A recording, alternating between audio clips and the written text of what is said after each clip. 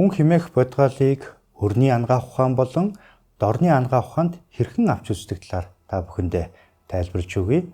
За тэгэхээр өрний ангаах ухаанд хүн бүрэлдэн бий болоход бол эр бэлгийн сперм болон эм бэлгээс өндгийн эс хоёр нэгдэж үр тогтсон өндгийн эс болдгоо.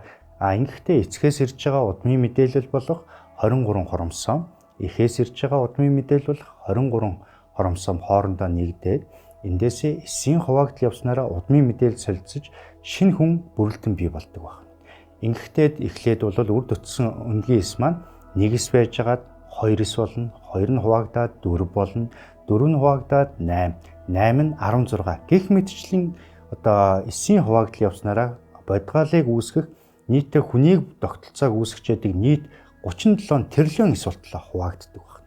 Энэ хугацаа бол эхийн хөвлөд 38-аас 47 хоног бүрэлдэн бий болох хугацаанд энийг бүрэлдэж тогтдог байх нь ингээд эхээс мэндэлж шинэ хүн төрлөө гэж үздэг байна. Тэгэхээр өрний ангаах ухаанд бол хүн хэмээх бодгалыг илүү матери талаас нь авч үздэг. Тиймдээ ч гэсэн өнөөгийн шинжлэх ухаан хөгжихийн хэрээр хүнийг эрүүл байх, залуу байх, урт наслах талаас нь бол эд эсийн төвшөнд нь өвчин эмгийг бүр цаашлах юм бол генетикийн төвшөнд нь шалтгааныг тодруулан эмчилгээг нь хийх ийм хөгжилд хүрчээ гэсэн үг. За тэгвэл дорны ангаах ухаанд хүнийг яаж авч үзэж байна гэхээр дорны ангаах ухаан тэн дундаа уламжлал ангаах ухаан буддийн гүн ухааны судар номнуудад айлтгахтаа бол эцгийн цагаан тусал болон эхийн улаан тусал нэгдэх цагт зуурдаас тийм сэтгэл хэмээх намш бидний энгийнээр ойлголтоор бол сүнс хэмээх зүйл нэгдэн нийлснээр энэ гурав нэгдэж нийлээд 5 мохуудын тогтолцооны үндслэлээр хүн хэмээх зүйл үүсдэгэ гэж үздэг. Тэр утгаараа бол дорны ангаах ухаан бол хүнийг бие махбодын болоод сэтгэлийн нэгдэл юм а гэж авч үздэг. За энэ хүн бүрэлдэх тал дээр авч үзэхдээ бол эцгийн цагаан туслаас нь бол хүний яс, тарих, нугас үүсдэг бол эхийн улаан туслаас бидний мах, цус 5 цул 6 сав эрэхтэн үүсдэгэ гэж үздэг. За дээрэс нь бидний сэтгэл гэдэг зүйл бол оршихдоо бидний бие махбодод тархамлаар оршдог. Тэн дундаа хийн сувг судлуудаар оршдог байх нь.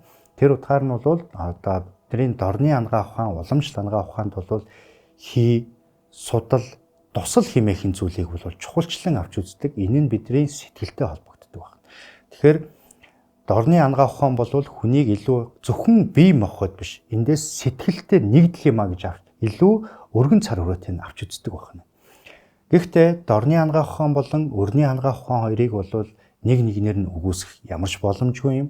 Яагаад вэ гэвэл арга бэлэг талаас нь авч үзэх юм бол дорны ангаах ухаан тал нь бол мэдээж бидний бэлэг талыгаа илэрхийлж байна. Өрний ангаах ухаан бол бидний аргыг илэрхийлж байна. Тэгэхээр арга бэлэг бол хоршин нийцж зүүсэх ёстой байдгаа гэж үздэг. Тэр утгаараа арга нь бэлэгдээ шингэдэг, бэлэг нь аргандаа шингэдэг. Энгийнээр өөрөөр тайлбарлах юм бол нэг зоосны хоёр тал юм байна. Тэгэхээр бол аль алийг үгүйсэх ямарч боломжгүй маа гэдгийг та бүхэн сайн ойлгохыг хичээгээрэй. Ингээд цаашдаа та бүхэндээ хүн хэмээх бодгал, хүний эрүүл мэнд, өвчлөлийг би та бүхэндээ арга бэлэг талаас нь тайлбарлах болно.